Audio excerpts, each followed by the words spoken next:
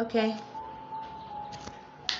Hello, everybody. Maria Banga here. Maria Banga, your motivational speaker. Maria Banga, your psychotherapist. Maria Banga, your every other woman. And yeah, today is Sunday. Today is kind of an emotion. Today is an emotional day for me. Today is a day where I'm just trying to get through the day and just be in my space and just do my things and just feel so much serenity around me. I don't want to blow up. I don't want to cry. I don't want to feel more sad than I am. I don't want to be, I really don't want to be happy today. I just want to be okay, normal. My brother died on the 2nd of August 2014. That was my only brother, born of my mom, and it's a whole book. My brother's journey, it's in the whole book, and that is even still small. And we personally had a very close bond, and we were friends. We played football together. I was the crazy person, and he was the calm person. So he was my sounding board. Not everyday sounding board, but when it is too much for me, I can write to him, I can call him, and he will listen, and then he will think, and then he will tell me something, and it will be so soothing. And yeah, his loss was a big blow to me. I was like, if anybody had to die in my family of the four of us, it should be me, because I was the crazy one. I'm still the chakara one. So if somebody has lived enough now, if somebody has jumped all over the place, somebody has done it, it should be me. My brother, I think he still had so much to do, because he had been sick for so long, and yet he was fighting. He was just so wonderful and everything. And I was like, Father, if he just had an opportunity, the world would have known an Einstein. That is, he was so intelligent, so everything. And God, life. So yeah, I want to reflect on grief, healing, and recovery. And I know we are so many in this world who have been through something that has shattered us, especially the loss of a very close one, loved one, your mother, your father, your child. On the 25th of July, I was on a panel with 3 other moms, and we were all talking about bereavement. And I listened to that show again this morning, and I could really see how I was emotional, and I wasn't even following the question that had been sent to me. I just wanted to talk it all out, and it was like I was so happy to have another opportunity to grieve it out, to share it, to talk about it, and to listen to other people too who have been through similar kind of things. And to kind of feel like my pain is validated. In this particular show, it was about a child loss is a child loss. Doesn't matter at what age you lost that child or how old the child was. And sometimes we can think that one loss is bigger than the other. If yours was preem at 3 months and mine was preem at 7 months, or mine was 1 day, or yours was 1 hour, or yours was 20 years or 7 years or 6 months. Frankly speaking, each person has lost something, and you cannot compare. So I'm not in any way comparing my loss to any of my sisters. Cannot even compare to my mom's loss. The same person, each person gets it differently. And this year I felt it so much on his birthday, which was on the 6th of June, his loss. And today is the anniversary of his transition. And 2020 has been so like whatever year. So I think we all have honestly lost so much this 2020. Not necessarily people dying, but just the whole pandemic and the whole uncertainty and the whole like whatever is normal life anymore. And When will we ever fully recover from the devastation of this pandemic? Psychological devastation, financial devastation, even physical. I mean, I have known people around me, close to me, who have had the virus, and I still know some people who are battling with it now, and I'm just trying to help them go through it psychologically. And yeah, I've been so scared myself. My post-traumatic stress went up, came down, went like this, and it's not been easy. But today, in memory of my brother, I just want to stay on loss, grief as the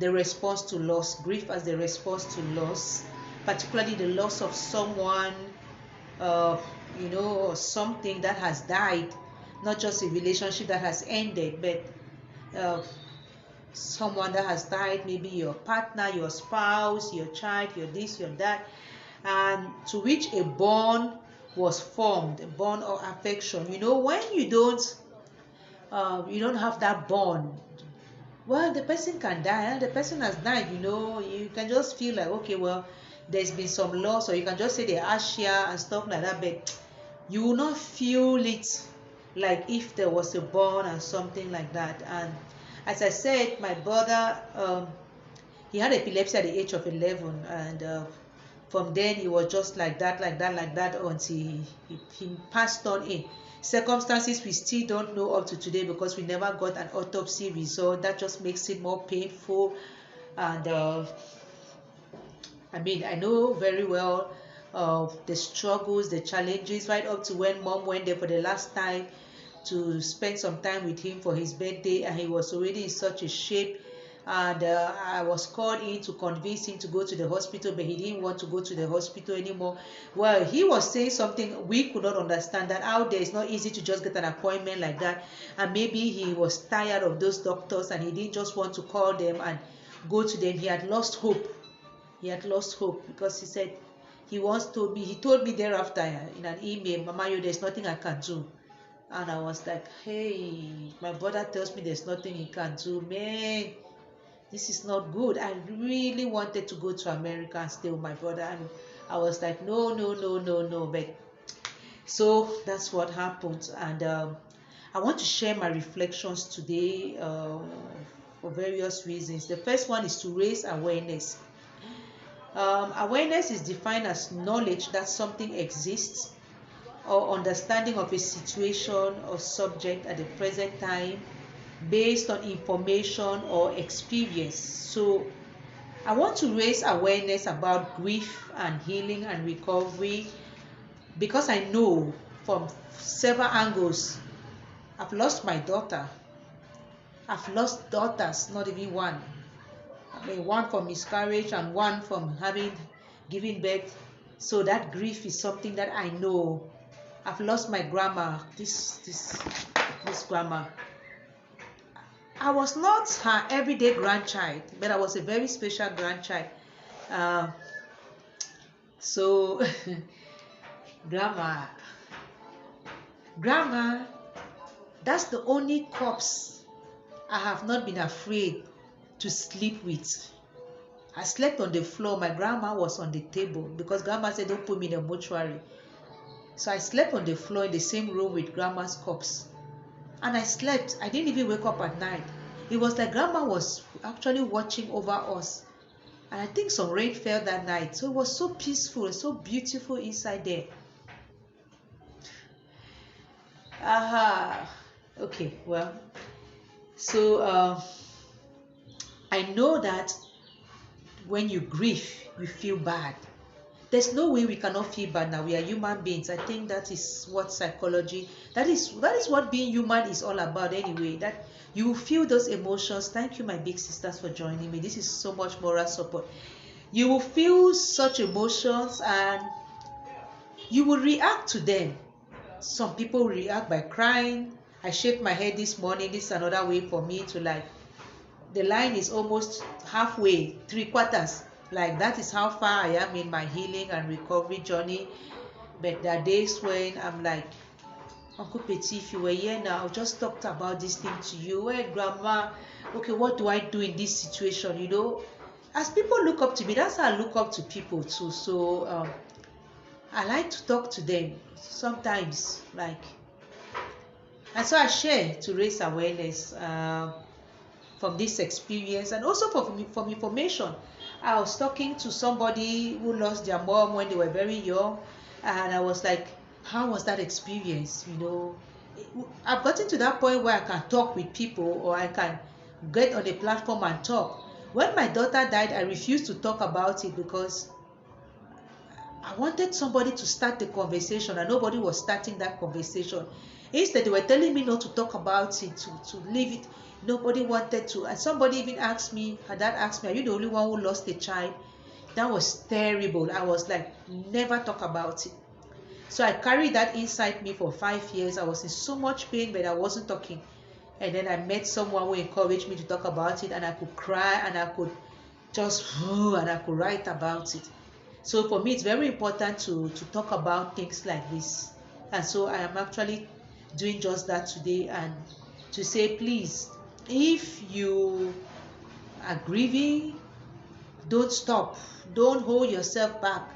All these societal constraints, oh, don't cry, crying as so, wear black, wear blue, wear yellow, no, it is God. Oh, God knows why. Everybody will die, that is true, but don't tell me at that particular moment that God knows why.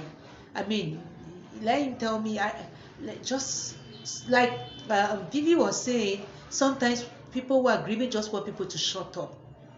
Sometimes just tell somebody, Asha, just say I'm sorry for your loss. And I'm happy when I see a lot of people write that on Facebook when people are grieving, people are now, just say I'm sorry for your loss. Just say my condolences. Don't start giving them advice, telling them how they should go about it, or whether God knows and it is his time and his will and all of that. Anyway, for me personally, it's like those things, they hurt me, and I locked myself up because I didn't want to see people. I didn't want people to tell me anything.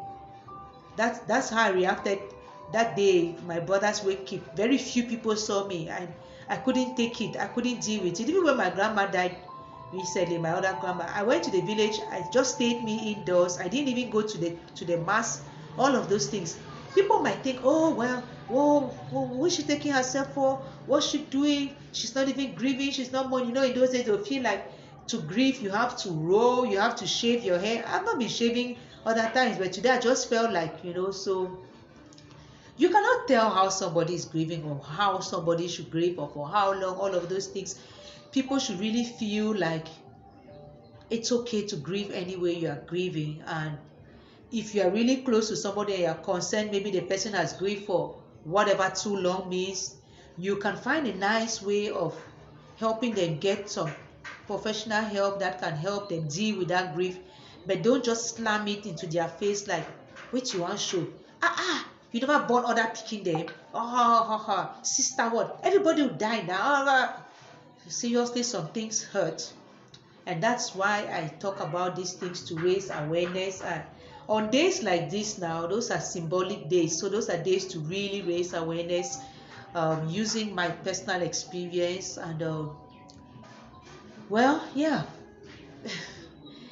Okay, and I also share my reflections to engage actively in sensitization, which is something I've just done, talking about awareness. I want to say, people who don't know, this is what it is from my point of view. And because I'm a psychotherapist, I've worked with so many people, and I have friends who have opened up to me, shared their own experiences and everything. So this is it, because sensitization is to give someone some experience or knowledge, of a particular problem. And the problem I'm trying to sensitize people on today is on grief, on healing, on recovery. And it is so that people can understand and people can notice when somebody is grieving. It's not everybody who is going to talk about it. It's not everybody who is going to. Some people even say I'm fine, or some people say no, it's okay in our life. And especially men, I think, because of this societal expectation, or the expectation they put on themselves. Because like I was talking with the kids the other day, and girls, Alan was the only boy. We were out somewhere for lunch, and we were talking about domestic violence, and I asked Alan, we were thinking like, men maybe they don't report. And I was like, okay, well, this is a man here, let's ask him. Alan, if you have a problem with your partner today, are you going to cry? Are you going to talk about it, or what? He said he will not talk about it. I said, are you going to cry? He said no. I said, okay, so what are you going to do? Beat her up? He said no. I said, so what are you going to do? He said, I'll just leave. Well, that is where he has gotten to now, but he's not going to talk about it. So if he doesn't talk about it, his friends might not know what he's going through. Just leaving might be a temporary solution for both of them at that time. But if he doesn't talk about it, then nobody really knows, and nobody can offer him the help that he needs. But at least he's not going to beat her up. So I was very happy to learn that. So that is why we have to engage actively in sensitization, and that's what I'm doing. I'm like, know that this is what people can go through. People can go through it differently. People can camouflage their grief. That is another way of coping, right? Another person will be dancing, jumping, not wanting to talk about it. Look, today I really wanted to be with my mom, but I wasn't also really sure I'll be able to handle it, cope. And so my own coping way is to be in the office today. I normally come to study on Sunday, but even if I've not been doing a lot of studying since morning, I've just been wherever, but I'm just happy to be here alone. I don't want to be in the house. I don't want to be with my mom. I want to be alone. This is it for me. Like, I just want to remember him in tranquility. I want to just go through the day. That is it for me today. Alone, quiet, without people, without trying to smile when I don't want to smile, without seeing anything that can make me shout, without, just lying on the bed and crying. I just want to survive this day. Share my reflections to share those on their healing paths. Healing is very important, and this is the third thing I'm looking at. Stages of grief goes on. I'm like, whatever. I mean, any stage, you can go through any of those stages at any point. But it's very important to get to your healing journey, because you cannot stay in that denial and shock forever. If not, your life makes no more sense. And as Vivi said at the end of that show, you have to make yourself available to life. If you don't make yourself available to life, then what are you doing in life? I was talking to a client the other day, and this client she's a middle-aged woman, and I was like, so for how long have you been feeling this way? She said 2 years. She feels empty. She feels like she's better dead than alive. She feels like nobody loves her. She feels a lot of those things. I mean, she's been depressed for long. So I said, but do you think we can start to look at something else? Like on a scale of 0 to 10, where are you with thinking that there's some hope? And she said 1 or 2. That was very honest. I mean, when I saw her even coming down the hill, I could tell that she has made such an effort to come here, because she lives out of town and she came in the evening. And so I could feel that she is struggling not to be on 0 or minus. That 1 or 2 is a good thing. We have to work to get even to 5 or 6 or 7. It's going to be a long road, but it's possible. So she's already on her healing journey, because she had actually attempted suicide before. She really feels there's no point in living, but at least she's not attempting anymore. She's actually taking the steps. I'm the third therapy she's seeing. The first one she saw once each. They were men, once each. And so she was just like, Father, this is the last time I'm looking for a therapist online. If I don't see one, I'm letting life be anyhow, because I'm fed up. She doesn't have any romantic relationship. She doesn't have friends. She doesn't have nothing. She doesn't even have family. Nothing. It is so pathetic. But I was encouraging her to not give up. And that if she's on 1 or 2, then that means that she herself sees a little ray somewhere. She said, well, so it was really like, sometimes it can be like you can just get back into that state again when you work with people who are there. But God gives me the grace. And I think that is actually something that helps me to realize that I can help a lot of other people who are in their own healing journey and going through all of that. And it kinds of like my brother's life was not in vain, because it was after his passing that, or in short, even before, I started to realize you have to study mental health. There's something going on. I didn't even think about my own self. I was thinking about my brother. And it was that I was hoping I could do all of that to help my brother. Unfortunately, well, I couldn't finish before my brother moved on. But so you see me, I'm on fire like this because it's like, this is it. This is it for me and for my brother, seriously, because we talked about it too. I told him this is what I want to do and everything. I was like, hey, Mama, you know you can do everything. And he used to call me Mama. So he will not say much. He will write a line or two, but that will mean so much for me. It was like my own guy. You go, when you're doing something, you want your partner to kind of encourage, validate you. My brother was my own. And so healing is to restore health or soundness, and I'm more concerned about soundness of mind, spiritually, mentally, emotionally.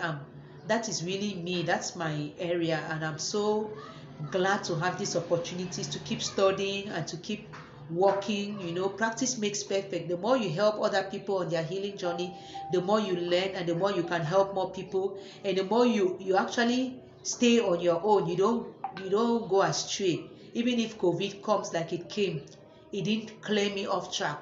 It shook me up some, but it didn't clear me off track. To ease or relief, yes, that's what I do, and I can help myself. See how many mambos I have bought today.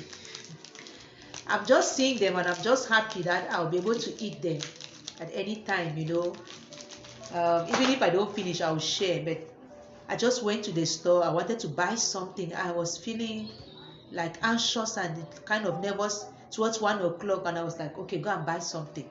So I said, let me go and buy my chocolate. Chocolate really has something. I don't know what exactly. I love the black one, but I just bought all of those ones today. Don't hold yourself back. Hi, Princess. Thanks for joining. Yeah, to set. Well, they say only time can heal her grief. How much time? 30 years, 100 years, any time. And it is not going to be like every day will be the same. So I don't beat myself up when I have to splurge, buy chocolates. I'll do the sports tomorrow, whatever calories I add today, I don't care. I didn't feel like eating comfort food in the morning, so I just had my green beans and jumping things and just came into the office. I don't know what I'll have for lunch. I'm not so bothered about food, but at least I have my chocolate. So don't beat yourself up, whichever way, To set right, repair, heal the rift between us. To set right. Well, in this particular case, how can I set it right? So I just go through it. Yeah. To experience relief from emotional distress. And sometimes to experience relief, it also involves the support system, your support network. One thing I want to say about, let me put on this AC.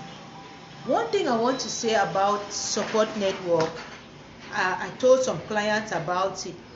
It must not be the people you want. I was telling the other client, because she has her beefs with her mom. I mean, people have had mom issues, dad issues. And I'm like, at your age, do you think that you can have your mom to be the mom you want?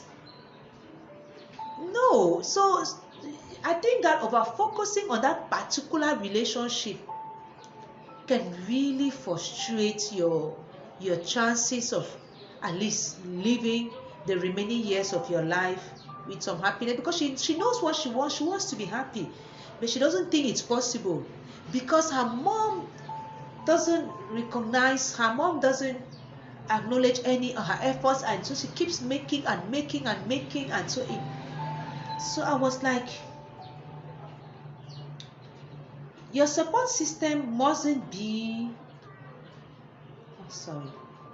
your support system mustn't be made up of the people you think should be.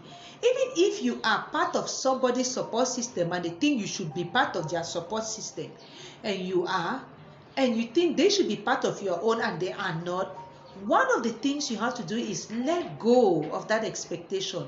Give yourself closure. Pick up some other person. There are many people. I was saying on that show that I don't joke with my virtual family. That people I've never met. That people I've met just once. That people who have met me and have followed me for a while and then reach out and we have just clicked. You know, that is it for me. And if somebody drops out, the person drops out, just continue. You know, holding on to wanting support only from a particular person, even your partner or your other children or this, it can lead to a lot of frustration. And when you are on your healing path, you want it clear now. You don't want a path which has elephant stuck all over the place or hurdles you have to be skipping. Look, I used to run in school, but I did not like jump hurdle to run. I did not want it because it takes a lot of energy to skip those things. So if it is just 100, I could. Relay, I could. But that one, I don't want that thing. Even long jump, I used to. But I'm just like I can jump and fall where I don't want, you know. So I would rather just do the straight running thing. Stuff like that. So that is it. When you are on a path, you want the clearest path you can have. I was watching something on YouTube too on you know, I'm often on relationships all the time. There's a show on OWN. It's called Love and Marriage or something like that. So the lady in particular, she has been the star of this thing for a while. It's some couples, 4 couples, but now it's like the remaining 3 couples. 1 couple has. So the lady was saying that she's pregnant now, and well, her couple that was like the toughest couple had issues. They almost divorced because her husband was unfaithful, and but they separated, and then well, they got back together, and now she's pregnant for the 4th child. And there was one of these other couples that really smeared them and was the one tweeting and making the noise and say, oh, look at people who held themselves up. I even talked a little about this in one of my other videos. Say, yeah, well, stuff like that, and tweet. You know, with those tweets now, once it's gone, it's gone. You cannot take it back again. That's why I'm not into all those things, because what you write like that, as it's gone, it's gone. Before you even delete it, somebody has saved the thing somewhere. And so the lady actually apologized to this lady, but unfortunately, after apologizing, she was still retweeting the tweets of other people. And you know, those people, they track all of those things. They spend their time looking. I saw this other lady, her name is what? Mabel or Mattel or whatsoever. So she was like, she's done with this particular lady. The lady is called Tisha. Yeah, Mattel and Tisha. She says she's done with Tisha because she cannot spend more energy on trying to restore this relationship to the state in which it was in the beginning, because she has a baby to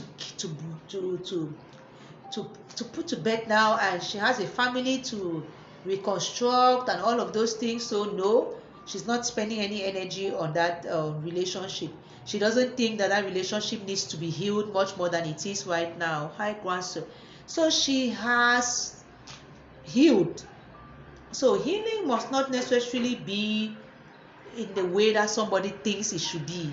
You are the one who knows what will be good for you, and where you are in your journey, and if that journey should stop at this level, or well, if there's still some little closure, and from where you are getting it, and all of those things.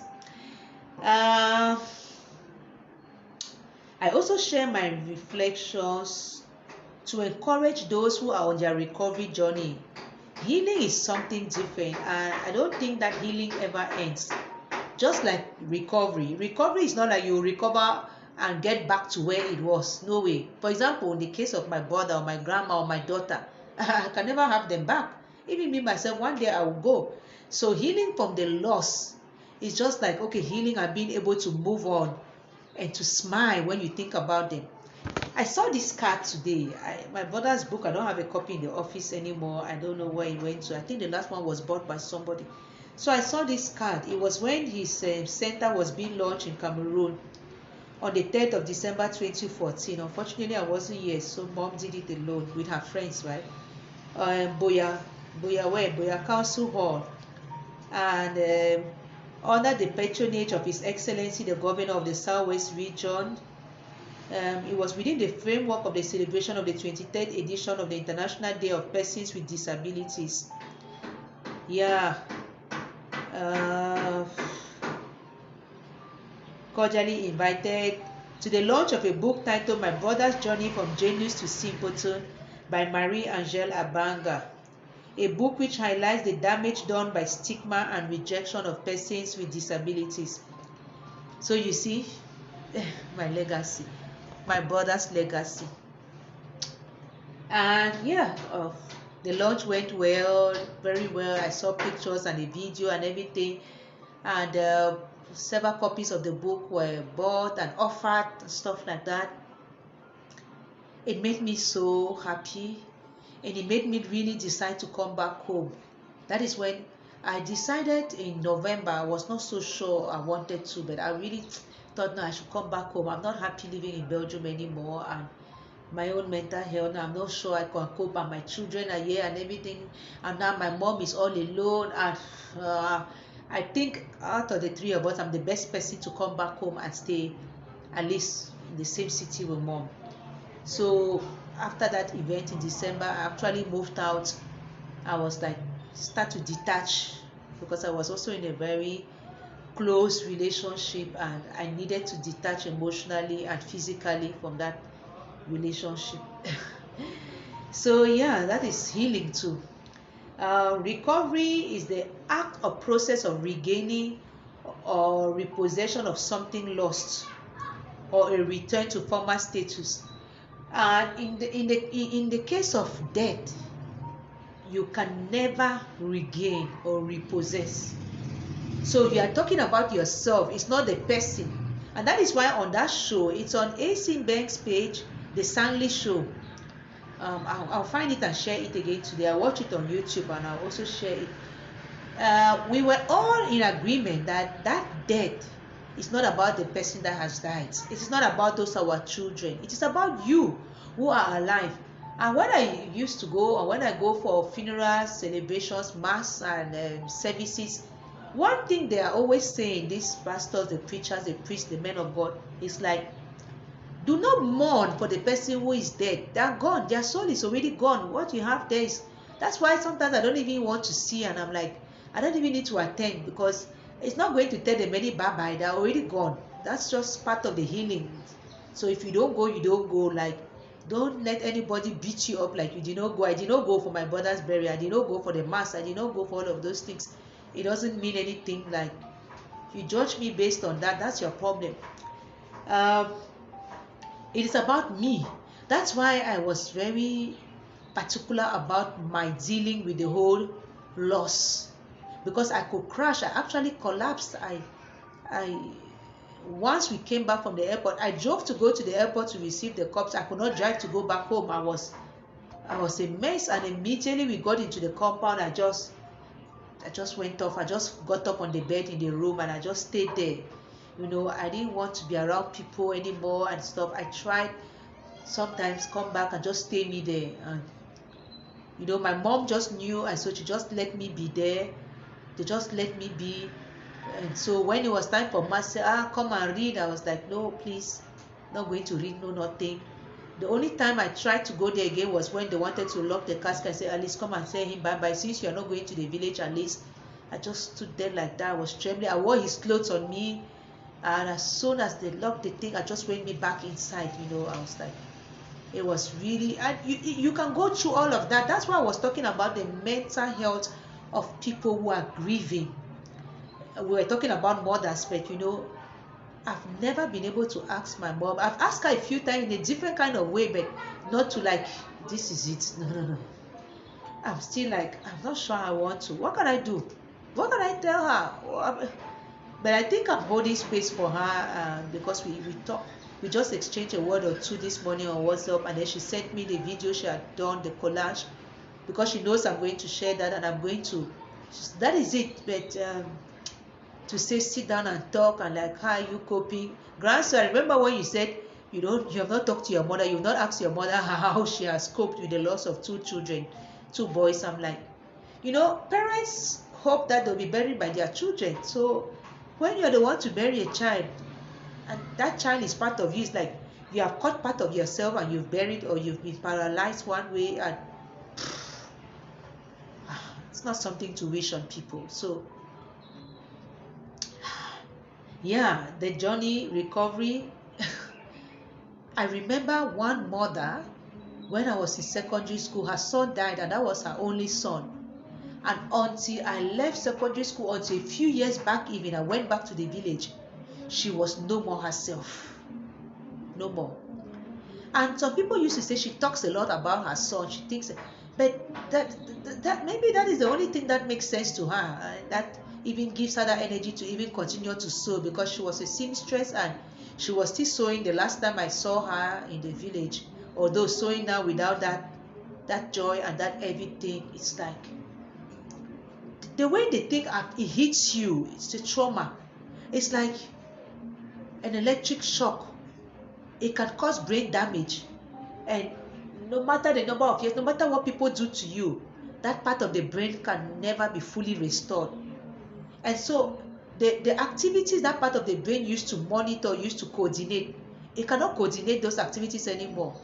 And so it can lead to paralysis, and well, you will not fully recover from it. So you now have to learn how to walk without that side of your body, or you'll not be able to talk fully anymore, or you'll not be able to do the things you used to do, even to smile. You know, smiling is coordinated. It's not like you just make like that. No, you feel good about something, or you feel like you should smile, and then there's some movement and there's some activity in the brain, and then the face shows it. So if there's that disconnect, So it's not what you will say that will make that brain to pick up. It is a combination of several things. Let me not get into science now, but that is it. So please be encouraged if you're on your recovery journey. Don't beat yourself up. It's not like the journey has to end in Yaoundé. There's no end. You know where you are. Celebrate it. My friend was celebrating something today, and I was like, girl, this is what we need to do. Celebrate milestones. My team were saying the other day that I'm the only woman who knows how to enjoy myself. I'm always taking myself out. I'm like, yeah, come on now. Well, when I'll die before, I'll be celebrating myself. So no, I celebrate myself. I have my mambos here, and maybe eat all of it. I may share some. I don't know. Depends. I'm listening to my music. I've chatted with a few people. That is it for me. You know, I talked with my sister yesterday for an hour. That meant so much for me. The other one, you know, she's her own kind of person, so we just chat, share a few things.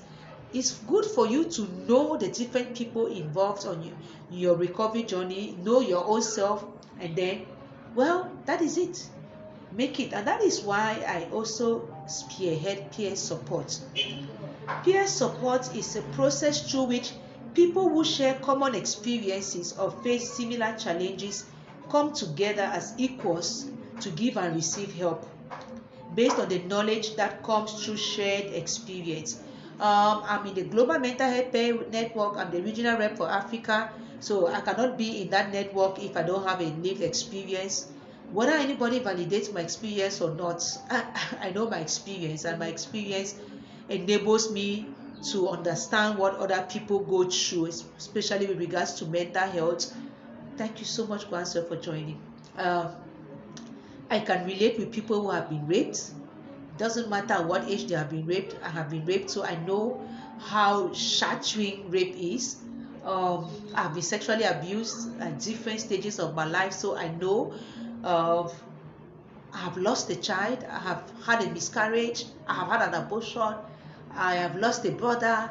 I have lost grandma. So I can relate with people who grieve, because I know what grief is.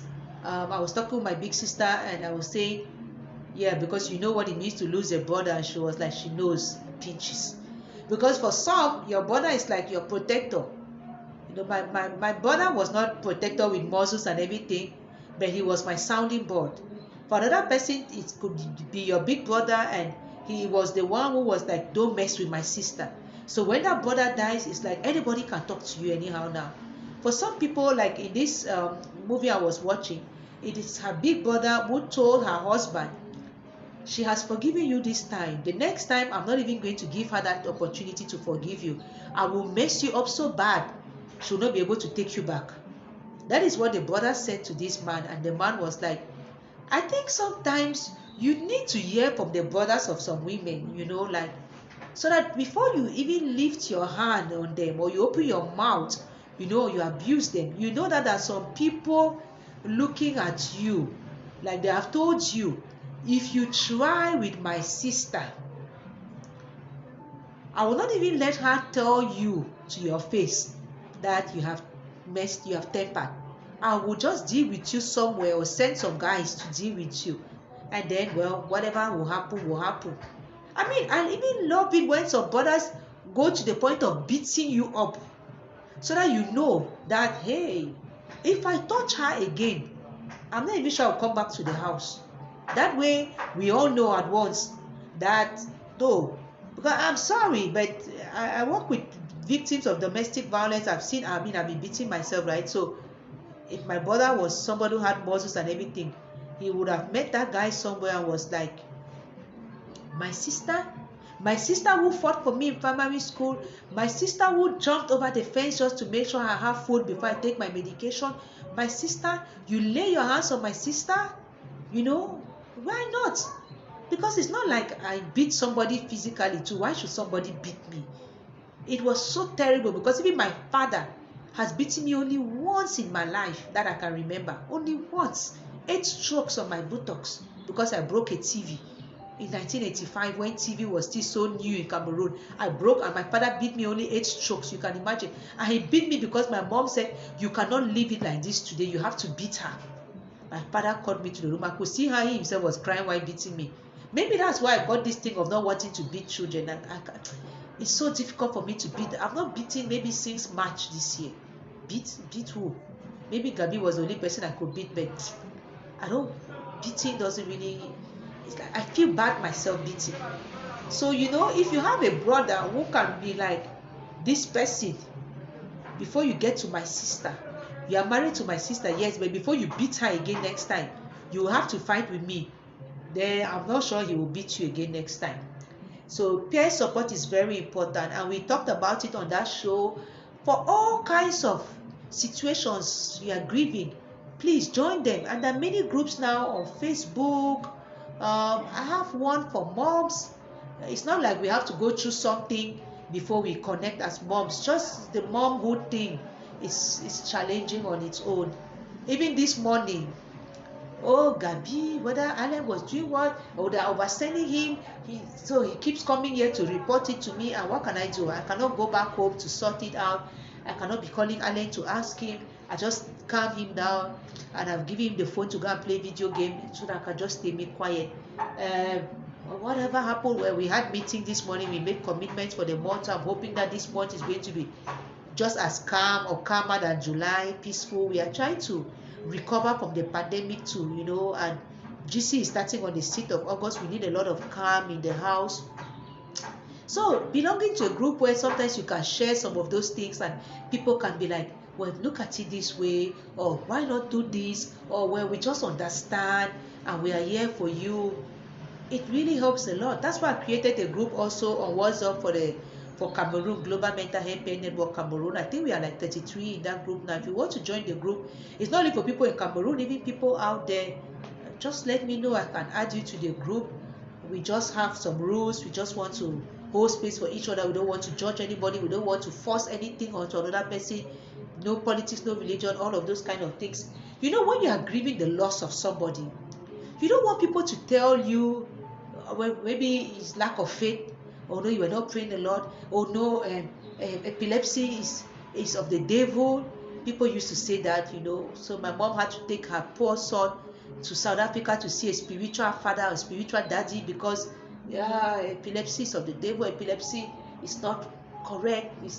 But now we know that it's a brain dysfunction. It's all of those kind of things. There are neurologists now, but in those days maybe there was no neurologist. So we believe we're looking for solutions. So we go to Baba, we go to Father, we go to they would have even gone to TB Joshua if I don't know, maybe some scandals start coming out of people going there and even coming back and dying the very next day, or having accident on the road, stuff like that. So all in all,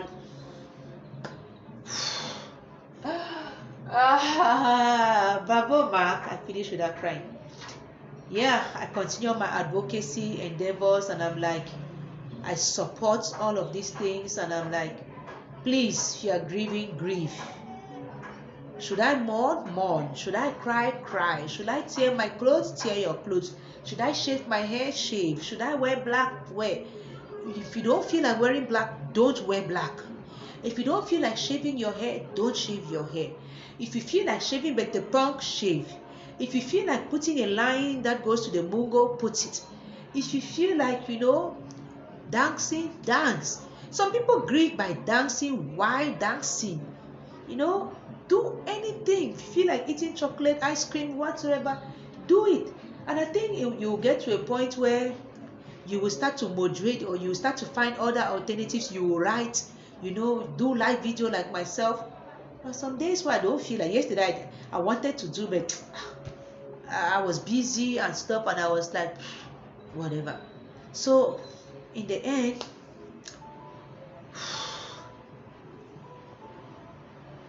happy Sunday, everybody, and may God bless us all. Light and love to my mom and to all those grieving, healing, and recovering from loss on life's numerous challenges.